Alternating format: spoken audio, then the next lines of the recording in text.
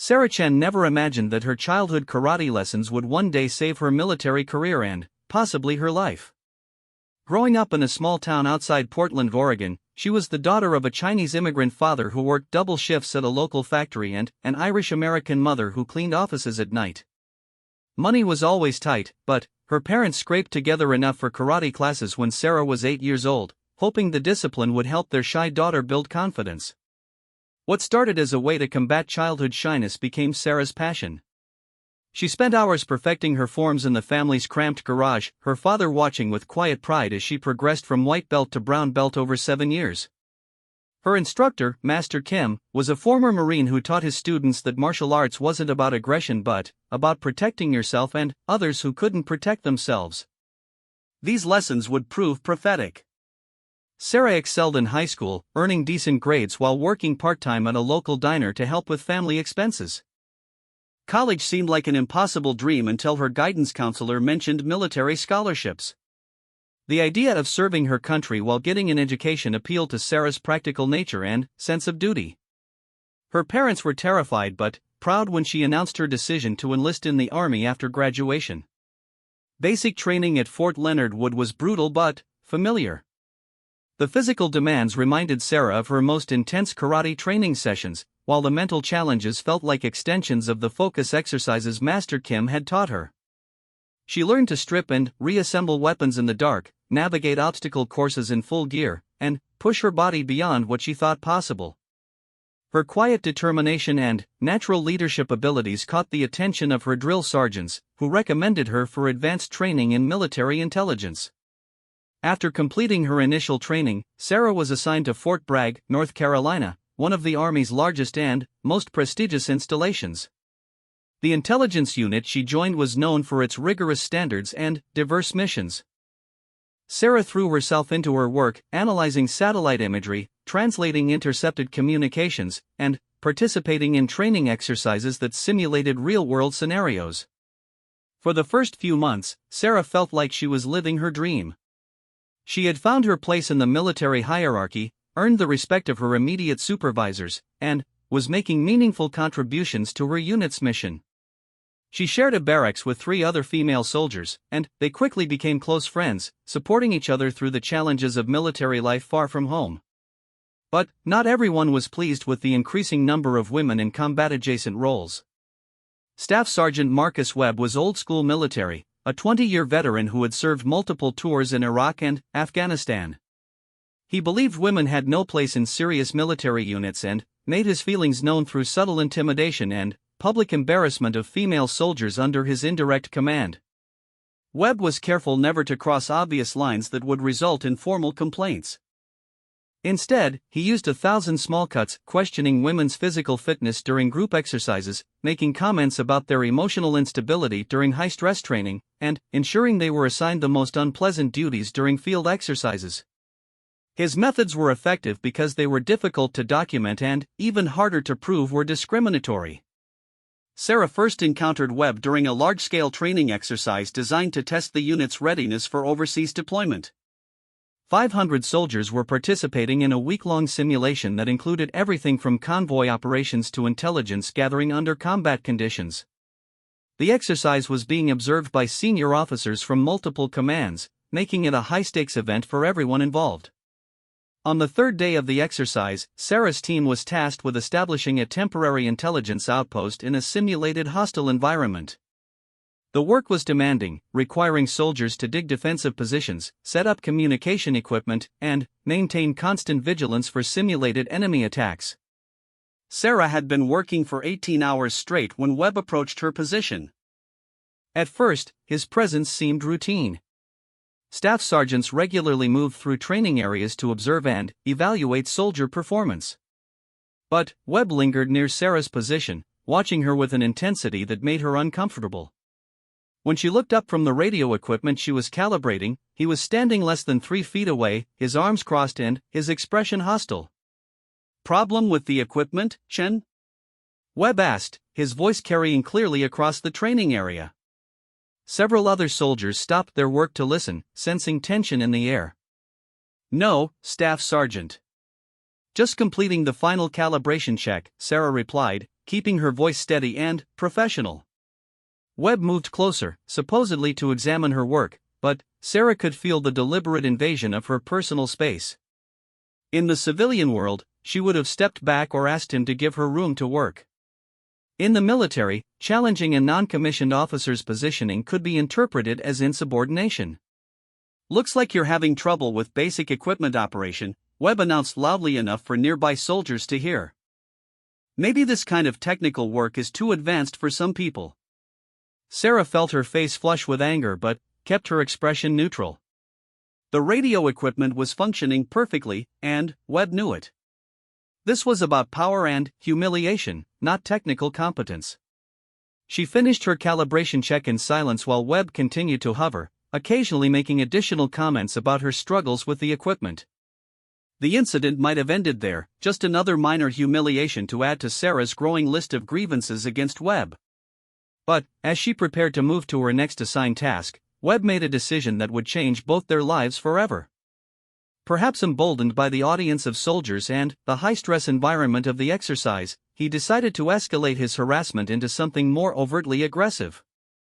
"Hold on, Shen," Webb called out as Sarah began to gather her equipment. "I think we need to have a discussion about your performance today." Sarah stopped and turned to face him, her military training warring with her growing anger. Around them, the training exercise continued, but she was becoming aware that more and more soldiers were paying attention to their interaction.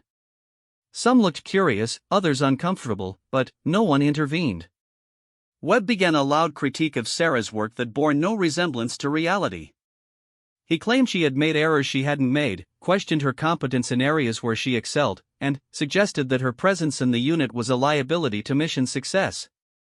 With each false accusation, Sarah felt her carefully maintained composure beginning to crack. The defining moment came when Webb concluded his tirade by suggesting that Sarah request a transfer to a more suitable role, perhaps in food service or administration. The implication was clear: women belonged in support roles, not in intelligence operations that might someday take place in combat zones. Sarah had reached her breaking point. For months, she had endured Webb's subtle harassment, telling herself that keeping quiet was the professional thing to do. She had watched him target other women in similar ways, always stopping just short of behavior that would clearly violate regulations. But, standing in front of 500 soldiers while being publicly humiliated for imaginary failures was more than she could tolerate. "Staff Sergeant Webb," Sarah said, her voice carrying clearly across the training area, "I respectfully disagree with your assessment of my performance. My work has consistently met or exceeded unit standards, as documented in my evaluation reports." The words hung in the air like a challenge. Webb's face darkened with anger at being contradicted in public by a lower-ranking soldier. Around them, the background noise of the training exercise seemed to fade as more soldiers became aware that something significant was happening. Webb took a step closer to Sarah, his body language shifting from professional criticism to personal intimidation. "Are you questioning my judgment, soldier?"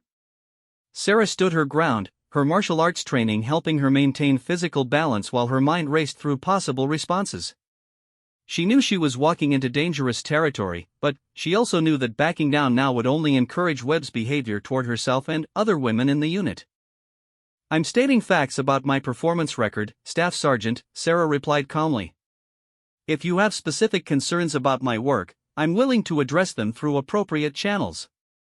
The suggestion that Webb's criticism might need to go through appropriate channels, implying oversight and documentation, clearly infuriated him further.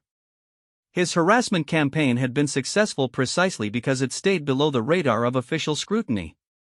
Sarah's response threatened to bring unwanted attention to his methods. What happened next would be analyzed, debated, and investigated for months to come. Webb, perhaps feeling that his authority was being challenged in front of too many witnesses, made a decision that crossed every line of professional military conduct. Instead of using his authority to end the confrontation appropriately, he chose to use physical intimidation to reassert his dominance. The kick that changed everything was still moments away, but the stage was set. Two people, each representing different visions of what the military should be, stood facing each other in front of hundreds of witnesses. One believed that might made right and that hierarchy justified any behavior. The other believed that respect had to be earned and that every soldier deserved basic dignity regardless of gender or rank. In a few seconds, Sarah would make a split-second decision that would shatter more than bones. It would shatter the illusion that abuse of power could continue unchallenged in the modern military. The tension in the air was thick enough to cut with a knife as Staff Sergeant Webb processed Sarah's measured response. His 20 years of military service had conditioned him to expect immediate submission when he exerted his authority. Sarah's calm refusal to accept his public humiliation represented something Webb saw as a fundamental threat to military order. Around them, the training exercise had essentially stopped. Soldiers who had been focused on their assigned tasks were now watching the confrontation with a mixture of fascination and dread. Word was spreading quickly through the area that something significant was happening between Webb and the female intelligence specialist. Some soldiers began moving closer, ostensibly to continue their training tasks but actually to get a better view of the unfolding drama. Major Patricia Williams, the senior female officer overseeing this section of the exercise, was dealing with a communication issue at the command post about 200 yards away. She remained unaware that one of her soldiers was about to face a career-defining moment without any senior support present.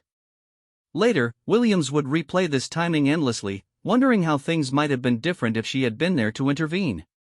Webb's next move revealed both his tactical stupidity and his fundamental misunderstanding of the woman he was confronting.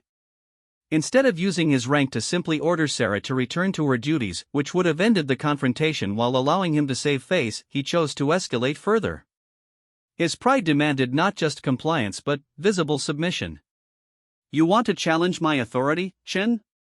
Webb's voice carried across the training area, ensuring maximum witness coverage for what he planned to do next.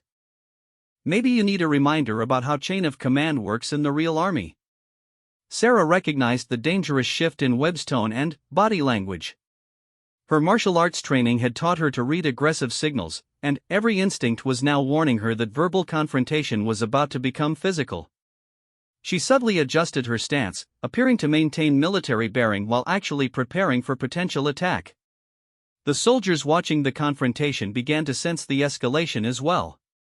Several took unconscious steps backward, creating more space around Sarah and Webb. Others moved closer, drawn by the universal human fascination with conflict. A few began looking around for senior officers who might intervene, but none were immediately visible.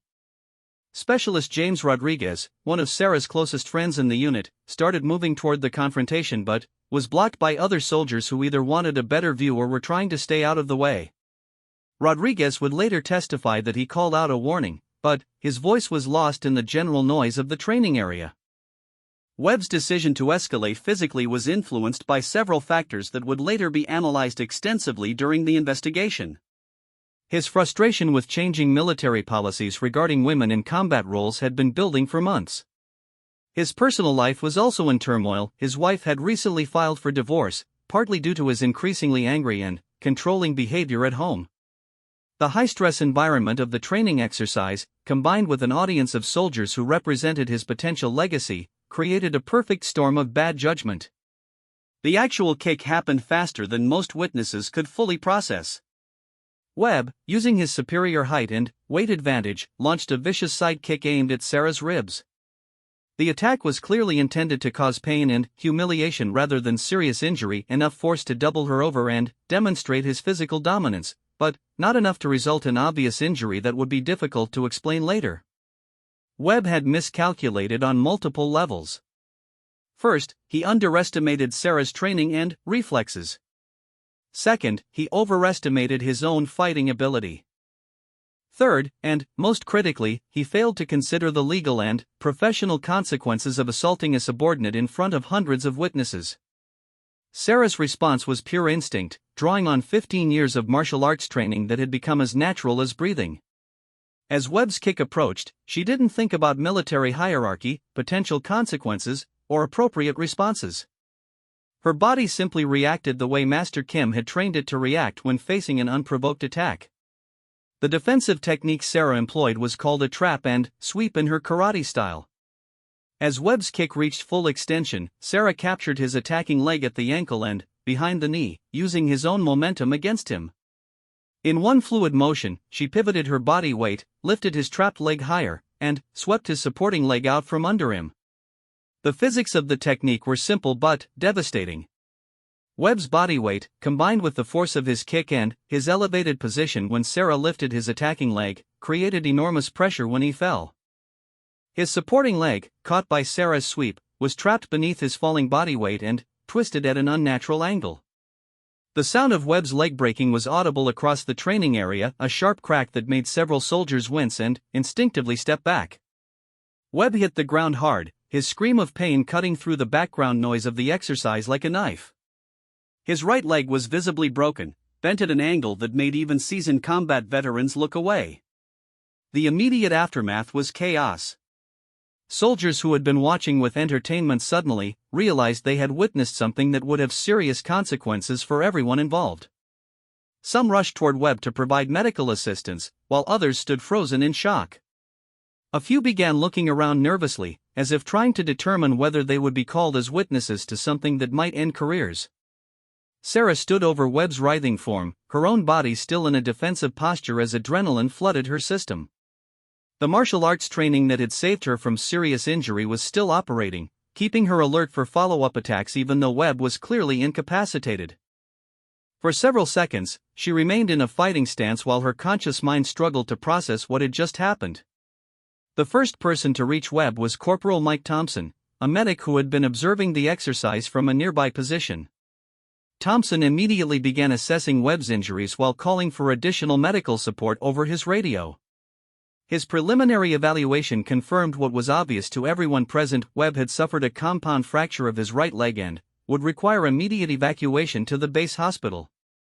"Nobody move him until we get proper medical equipment," Thompson shouted to the soldiers gathering around. "This is a serious break, and we need to immobilize it before transport." Sarah finally broke out of her defensive stance as the reality of the situation began to sink in. She had just seriously injured a staff sergeant in front of hundreds of witnesses. Her military career was almost certainly over, and she might be facing criminal charges for assault on a superior officer. The fact that she had acted in self-defense seemed irrelevant compared to the magnitude of what had just occurred. Major Williams arrived at the scene within minutes of the initial radio call about the medical emergency.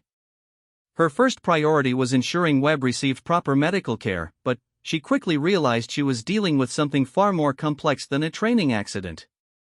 The posture of the surrounding soldiers and the visible tension in the air made it clear that she was looking at the aftermath of a serious confrontation. "What happened here?" Williams demanded, her voice carrying the authority of someone accustomed to getting immediate and complete answers. The responses came in a jumbled rush from multiple soldiers, each offering fragments of what they had witnessed. Some focused on Webb's harassment of Sarah, others on the physical confrontation, and still others on Sarah's devastating response. Williams quickly realized she needed to secure witness statements before memories became confused or contaminated by group discussion. "Sergeant Martinez, establish a perimeter around this area," Williams ordered. "Nobody leaves until I have statements from everyone who witnessed this incident." "Corporal Thompson, what's the status on medical evacuation?" "Helicopter is en route, Major. ETA 15 minutes. Patient has a compound fracture of the right tibia and fibula, possible concussion from the fall. He's conscious but in severe pain." Williams turned her attention to Sarah, who was standing several feet away from the medical activity, still processing the enormous shift her life had just taken. "Specialist Chen, you will remain here until I can speak with you privately. Do not discuss this incident with anyone else until we can determine exactly what happened. The next few hours would be crucial in determining how the incident would be officially characterized. Was it self-defense by a female soldier facing harassment and assault? Was it an excessive response by a subordinate who had lost control? Was it a training accident that had been blown out of proportion? The answers to these questions would determine not just Sarah's future, but potentially the career consequences for everyone involved. As the medical helicopter approached the training area, its rotors creating dust clouds that made everyone squint and cover their faces, Sarah watched her life changing in real time. The confident young woman who had started the day focused on proving her competence in a demanding military exercise was now at the center of an incident that would be investigated, debated, and potentially prosecuted. Webb was loaded into the helicopter with professional efficiency, his broken leg secured in temporary splints that would stabilize him for the short flight to the base hospital. As the aircraft lifted off, carrying away the man whose harassment had triggered this chain of events, Sarah realized that the real battle was just beginning. The training exercise was officially suspended for everyone in the immediate area while military investigators began the complex process of determining what had actually happened. Sarah would soon learn that in the military justice system, the truth was often less important than perception, and perception could be shaped by factors that had nothing to do with the facts of the case. Within hours of Webb's medical evacuation, Fort Bragg had transformed from a routine training environment into the center of a high-stakes military investigation. The incident had occurred in front of too many witnesses and involved too serious an injury to be handled quietly through normal disciplinary channels. Colonel David Patterson, the base commander, made the decision to immediately launch a formal investigation under Article 32 of the Uniform Code of Military Justice. The appointment of Major Helen Rodriguez as the investigating officer would prove crucial to how the case developed. Rodriguez was a military lawyer with 12 years of experience in military justice, including several high-profile cases involving gender discrimination and sexual harassment. Her reputation for fairness and thoroughness made her both an ideal choice for uncovering the truth and a controversial selection among officers who preferred that such matters be handled more quietly. Rodriguez's first priority was securing and interviewing the witnesses while their memories were still fresh. The training exercise had involved over 500 soldiers, but she quickly identified approximately 30 who had clear lines of sight to the confrontation between Sarah and Webb. These soldiers would form the core witness pool for determining exactly what had transpired. The challenge Rodriguez faced was that military hierarchies and relationships complicated the witness testimony in ways that civilian investigations rarely encountered. Many of the soldiers who witnessed the incident served under officers who had expressed opinions about women in combat roles. Others were concerned about how their testimony might affect their own careers, particularly if they were seen as taking sides in a controversial case. Sergeant First Class David Kim was among the first witnesses interviewed. Kim had been approximately 20 feet from the confrontation and had a clear view of both Sarah's behavior leading up to the incident and Webb's aggressive actions. His testimony would prove pivotal because of his senior rank and reputation for honesty. Staff Sergeant Webb was clearly harassing Specialist Chen, Kim told Rodriguez during his formal interview. This wasn't the first time I've seen him target female soldiers during training exercises. He seemed to take particular pleasure in trying to embarrass them in front of other troops. When Rodriguez pressed Kim for specific details about Webb's behavior pattern, he provided a disturbing picture of systematic harassment that had been going on for months. Webb had used his position to assign unpleasant duties to female soldiers, questioned their competence without basis, and created a hostile environment that many women found difficult to endure.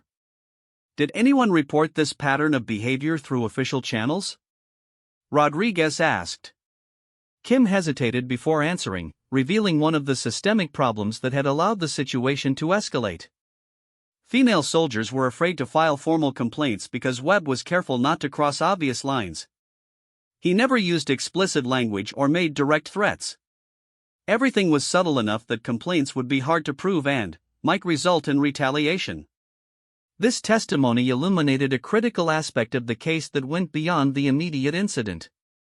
Webb's harassment of female soldiers represented a broader pattern of behavior that the military's formal complaint system had failed to address effectively. Sarah's physical response, while extreme, had emerged from months of systematic intimidation that had gone unchecked.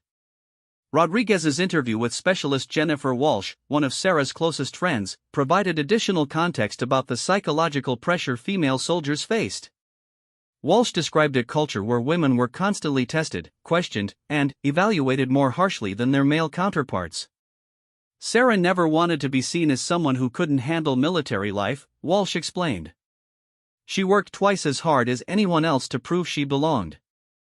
The idea of filing a complaint against Webb would have felt like admitting she couldn't handle the pressure. The medical evidence from Webb's injuries provided another crucial piece of the investigation. Dr. Captain Mark Stevens, the orthopedic surgeon who treated Webb, submitted a detailed report that would become central to determining whether Sarah's response was proportionate to the threat she faced. Webb had suffered compound fractures of both the tibia and fibula in his right leg, requiring surgical repair with metal plates and screws. The severity of the injuries indicated significant force, but Dr. Stevens noted that the injury pattern was consistent with a defensive martial arts technique rather than an aggressive attack. The angle and location of the fractures suggest that Specialist Chen was redirecting Staff Sergeant Webb's own momentum rather than initiating an independent attack, Dr. Stevens wrote in his report. This is consistent with her claim of self-defense. However, Webb's version of events, provided from his hospital bed 2 days after surgery, painted a dramatically different picture.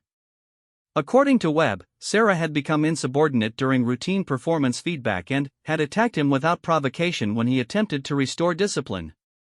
I was providing necessary correction to a soldier who was performing below standards, Webb told Rodriguez during his interview. Instead of accepting feedback professionally, Chen became hostile and aggressive. When I moved to restore order, she attacked me with some kind of martial arts move. This was completely unprovoked aggression against a superior officer.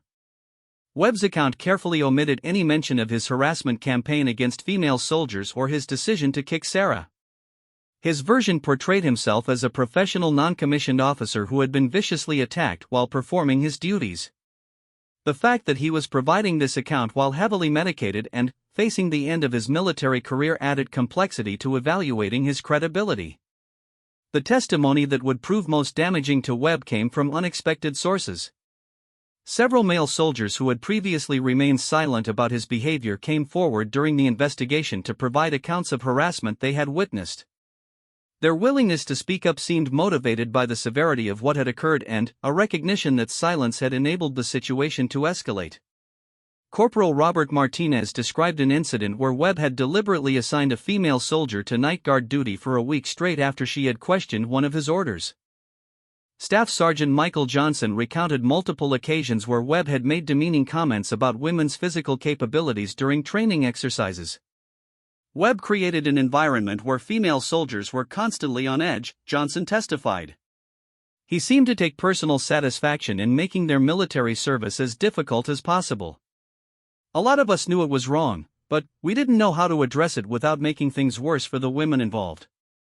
This testimony revealed another systemic problem: male soldiers who witnessed harassment often remained silent because they lacked clear guidance about how to intervene effectively. The military's chain of command structure, which emphasized obedience to senior non-commissioned officers, made it difficult for lower-ranking soldiers to challenge inappropriate behavior by their superiors. Rodriguez's investigation also uncovered documentary evidence that supported Sarah's claims about her professional competence. Her performance evaluations consistently rated her among the top soldiers in her unit. Her technical skills had earned recognition from senior officers, and she had been recommended for advanced training opportunities that were typically reserved for the most promising soldiers. This evidence directly contradicted Webb's claims that his harassment had been motivated by legitimate performance concerns.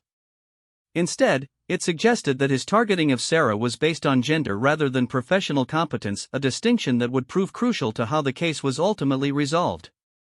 As Rodriguez compiled her investigation report, she faced the challenge of presenting findings that would satisfy both legal requirements and military political considerations. The evidence clearly supported Sarah's claim of self-defense against an unprovoked attack. It also demonstrated a pattern of harassment by Webb that had created a hostile environment for female soldiers. However, the fact remained that a junior soldier had seriously injured a senior non-commissioned officer. Some military leaders argued that regardless of provocation, such actions could not be tolerated without undermining military discipline and order. Others contended that failing to support a soldier who defended herself against assault would send an equally dangerous message about the military's commitment to protecting its personnel. The investigation took 6 weeks to complete, during which time Sarah remained on administrative duty while her fate was determined. She was barred from discussing the case with other soldiers and faced constant speculation about whether she would face court-martial proceedings. The stress of the situation was compounded by media attention as news of the incident leaked beyond the military community.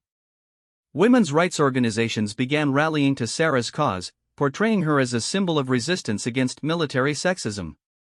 Veterans groups split along ideological lines, with some supporting Sarah's right to self-defense and others arguing that her actions represented a dangerous breakdown in military authority. The case became a lightning rod for broader debates about women's roles in the military and appropriate responses to workplace harassment. Rodriguez's final report ran to over 200 pages and included testimony from 47 witnesses, expert medical analysis, and extensive documentation of Webb's behavioral patterns. Her conclusions would determine whether Sarah faced criminal prosecution, administrative punishment, or vindication for her actions. The report's release would mark the end of one phase of Sarah's ordeal and the beginning of another as senior military officials decided how to respond to findings that complicated simple narratives about military justice and discipline. Major Rodriguez's investigation report landed on Colonel Patterson's desk on a rainy Thursday morning, 6 weeks after the incident that had turned Fort Bragg into the center of a national controversy about military justice and gender equality. The report's conclusions would force Patterson to make decisions that would affect not just Sarah's future, but the military's approach to harassment and self-defense for years to come. The evidence Rodriguez had compiled painted a damning picture of systemic failures that had allowed Webb's harassment to continue unchecked. More than 20 soldiers had provided testimony about Webb's pattern of targeting female personnel, creating what the report characterized as a hostile environment that violated both military regulations and basic standards of professional conduct.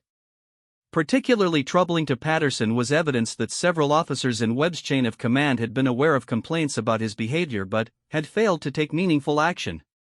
Captain Stephen Mills, Webb's immediate supervisor, had received 3 informal complaints about Webb's treatment of female soldiers in the 6 months before the incident with Sarah. Mills had addressed these concerns through brief counseling sessions with Webb that had resulted in no changes to his behavior. The pattern of inaction by supervisory personnel created an environment where Specialist Chen reasonably believed that official complaint channels would be ineffective, Rodriguez concluded in her report. This belief was based on observable evidence that previous complaints about Staff Sergeant Webb's conduct had not resulted in meaningful corrective action. The medical evidence strongly supported Sarah's claim that she had acted in self-defense against an unprovoked attack.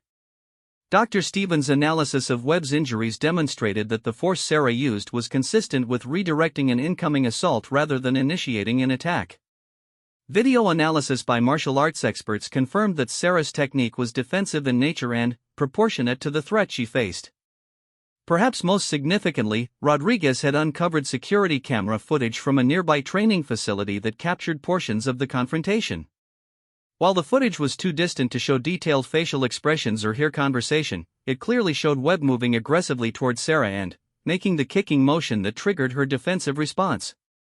The video evidence conclusively demonstrates that Staff Sergeant Webb initiated physical contact through an unprovoked kick directed at Specialist Chen's torso, Rodriguez wrote.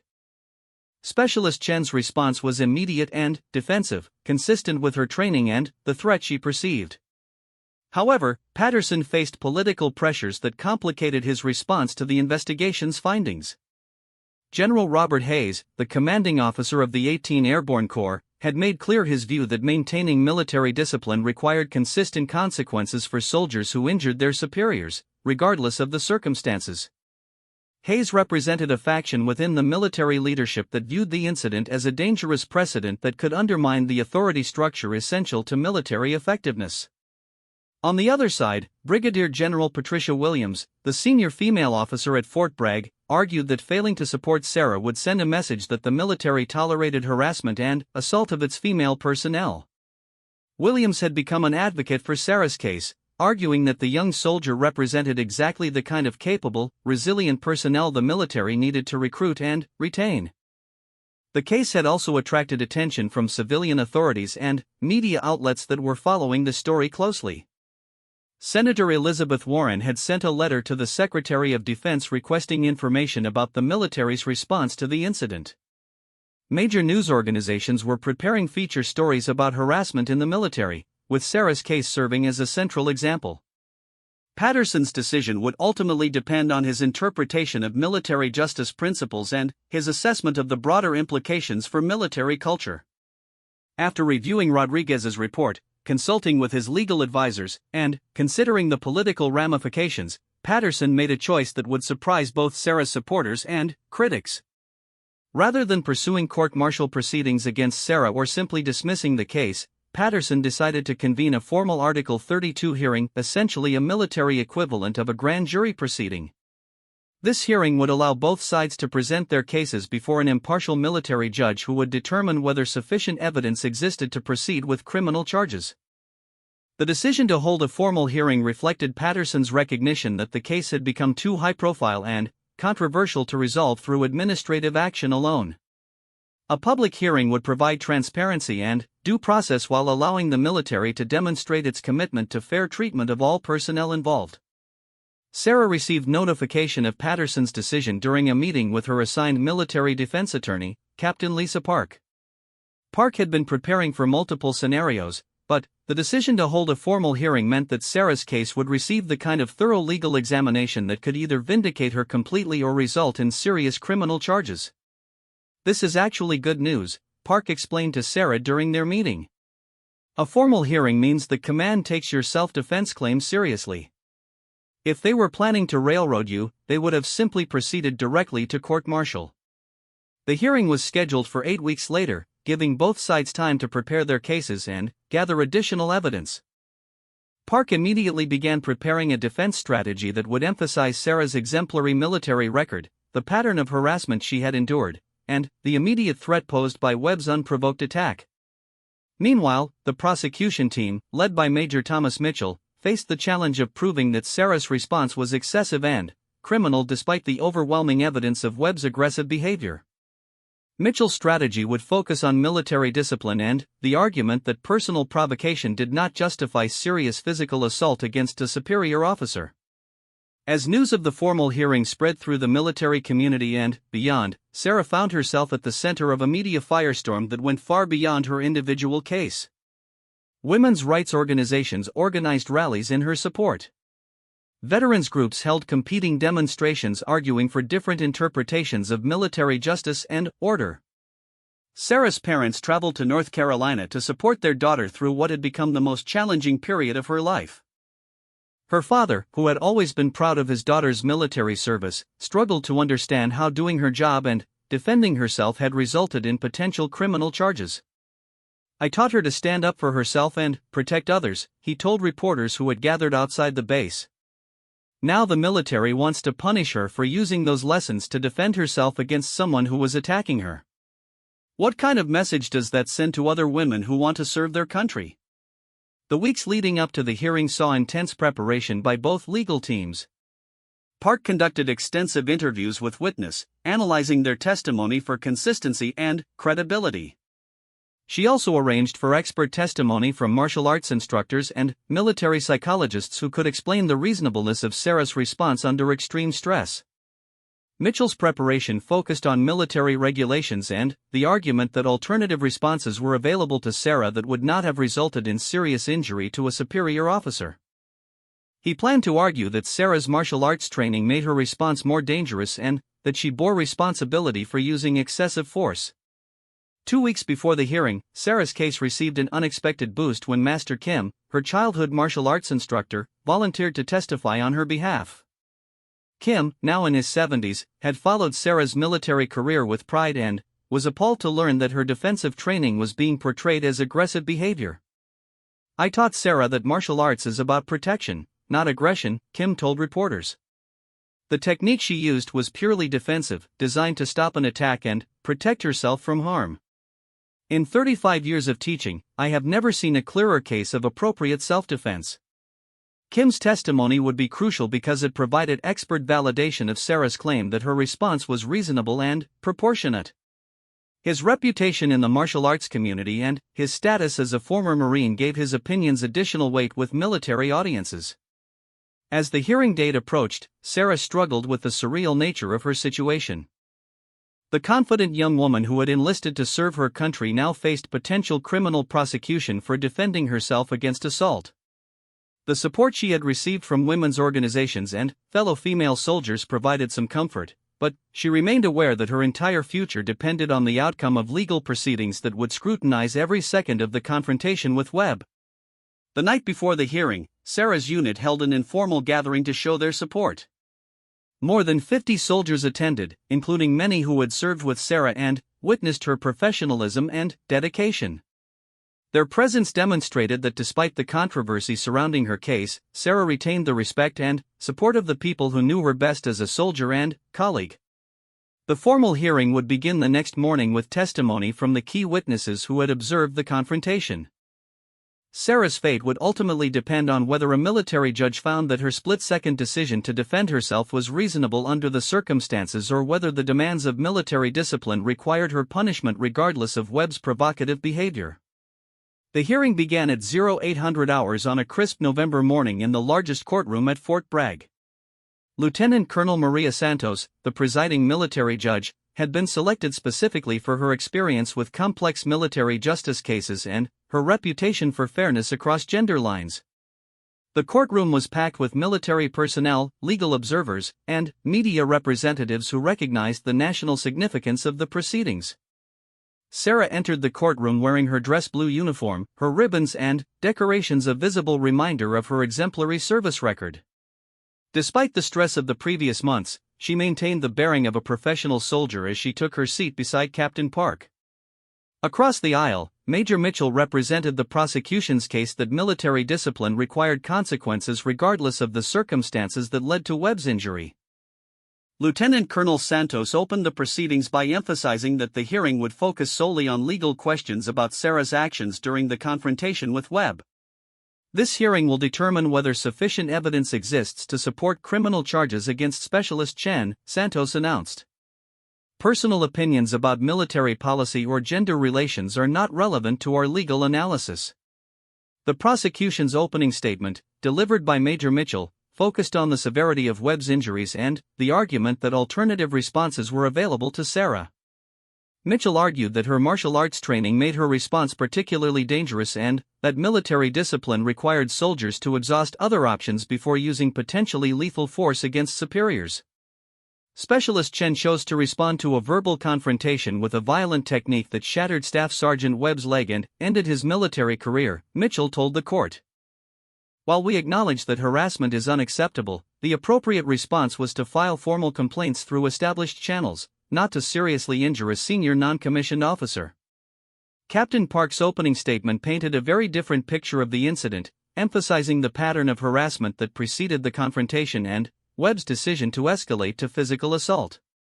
Park argued that Sarah had exhausted non-violent options and faced an immediate physical threat that justified her defensive response. Specialist Chen endured months of systematic harassment that the military's complaint system failed to address effectively, Park told the court. When Staff Sergeant Webb chose to assault her with a vicious kick in front of hundreds of witnesses, she had seconds to respond to protect herself from serious injury. Her response was proportionate, defensive, and completely justified under both military and civilian self-defense standards. The first witness called by the prosecution was Captain Mills, Webb's immediate supervisor, who testified about the challenges of maintaining discipline in high-stress military environments. Mills acknowledged receiving informal complaints about Webb's behavior but characterized them as personality conflicts rather than systematic harassment. However, Captain Park's cross-examination revealed significant gaps in Mills' oversight of Webb and his failure to investigate complaints thoroughly. Park presented documentation showing that Mills had dismissed multiple concerns about Webb without conducting formal interviews or implementing corrective measures. Did you consider the possibility that multiple independent complaints about the same individual might indicate a pattern of inappropriate behavior? Park asked during her cross-examination. Mills struggled to explain why he had not connected the various complaints or taken more aggressive action to address them. His testimony inadvertently supported Sarah's defense by demonstrating that official complaint channels had been ineffective in addressing Webb's harassment. The prosecution's case suffered a more serious blow when they called Webb himself to testify.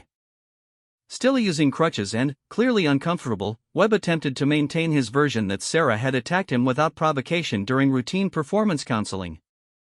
However, his testimony was contradicted by multiple witnesses and the security camera footage that Rodriguez's investigation had uncovered.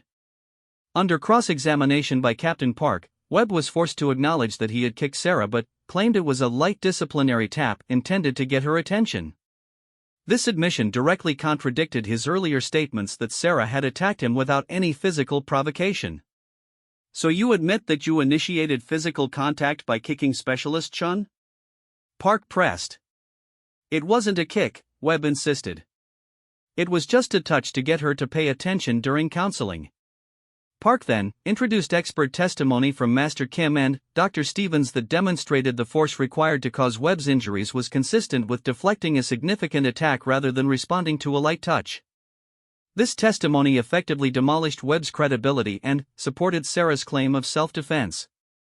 The defense case began with character witnesses who testified about Sarah's professionalism, competence, and dedication to military service.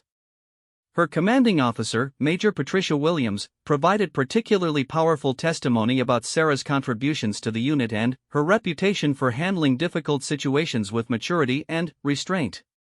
Specialist Chen is exactly the kind of soldier we want in our military, Williams testified. She's intelligent, dedicated, and has consistently demonstrated excellent judgment under pressure. The idea that she would attack a superior officer without serious provocation is completely inconsistent with her character and service record.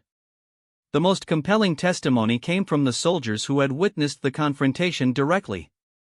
Sergeant Kim's account was particularly detailed and damaging to the prosecution's case. He described Webb's aggressive approach, his harassment of Sarah, and the unmistakable sound of his kick attempt before Sarah's defensive response. Staff Sergeant Webb was clearly trying to intimidate and humiliate Specialist Chen, Kim testified. When she stood up for herself professionally, he decided to use physical force. What happened to him was the direct result of his own decision to attack a subordinate soldier. Specialist Rodriguez, who had tried to intervene before the confrontation escalated, testified that Sarah had remained calm and professional throughout Webb's verbal harassment. She never raised her voice or showed disrespect, Rodriguez explained. She was just trying to defend her work and her reputation. Webb was the one who turned it into a physical confrontation. Master Kim's expert testimony provided crucial context about the defensive nature of Sarah's technique. The elderly martial arts instructor explained that the trap and sweep technique Sarah used was specifically designed to redirect an attacker's force while minimizing harm to both participants. This technique is taught as a last resort when facing an immediate physical threat, Kim told the court. Sarah used exactly the right amount of force to stop the attack and protect herself. The severity of Staff Sergeant Webb's injuries resulted from his own aggressive momentum, not from excessive force on Sarah's part. Dr. Stevens provided medical testimony that supported this interpretation, explaining how the angle and pattern of Webb's fractures indicated that he had been falling with significant force when the bones broke. The physics of the injury were consistent with Webb's own momentum causing the damage rather than an independent attack by Sarah. The hearing's dramatic climax came when Captain Park introduced the security camera footage that clearly showed Webb's aggressive movement toward Sarah and his kicking motion. The video, enhanced by technical analysis, provided objective evidence that directly contradicted Webb's testimony about the incident. "Ladies and gentlemen, this footage speaks for itself," Park told the court. Staff Sergeant Webb initiated physical assault against a subordinate soldier who was simply performing her duties. Specialist Chen's response was immediate, defensive, and completely justified under the circumstances. The prosecution's closing argument focused on military discipline and the argument that soldiers must find alternatives to violence even when provoked. Mitchell argued that Sarah's martial arts training created a special responsibility to use minimal force and that she had chosen an unnecessarily dangerous technique. However, Captain Park's closing statement effectively dismantled this argument by emphasizing the split-second nature of Sarah's decision and the immediate threat she faced. Park argued that requiring soldiers to accept physical assault from their superiors would create a more dangerous precedent than supporting appropriate self-defense. The prosecution asks you to punish Specialist Chen for refusing to accept assault by a superior officer, Park told the court. But what message would that send to other service members who face harassment and abuse? Would we really tell them that their only option is to endure physical attack because challenging authority is more dangerous than accepting violence? Lieutenant Colonel Santos recessed the hearing for 2 hours to consider her decision. During this time, Sarah waited with her legal team and family, knowing that her entire future depended on the judge's interpretation of the evidence and military law. When Santos returned, the courtroom fell silent as she prepared to announce her findings. The judge's decision would not only determine Sarah's fate but would establish important precedents about self-defense rights and responses to harassment within the military justice system. After careful consideration of all evidence presented, this court finds that Specialist Chen acted in lawful self-defense against an unprovoked physical assault, Santos announced. The evidence clearly demonstrates that Staff Sergeant Webb initiated physical contact and that Specialist Chen's response was immediate, proportionate, and reasonable under the circumstances. The courtroom erupted in cheers from Sarah's supporters as Santos continued her ruling.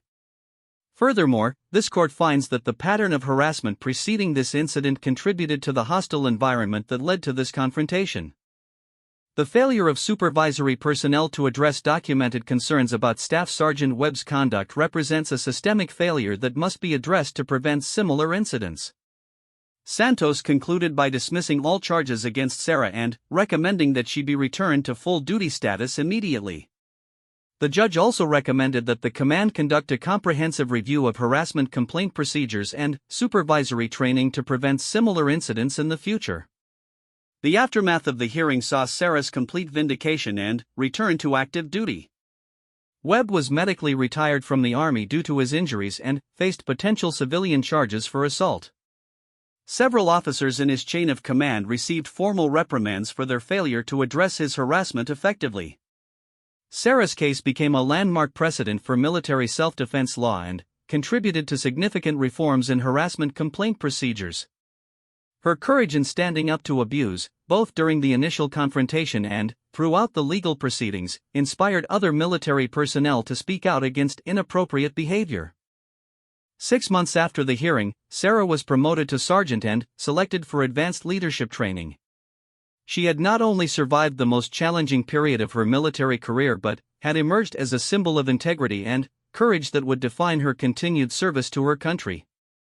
The woman who had once worried about proving she belonged in the military had ultimately demonstrated that belonging meant more than just accepting abuse, it meant standing up for the values and principles that made military service meaningful for everyone who chose to serve.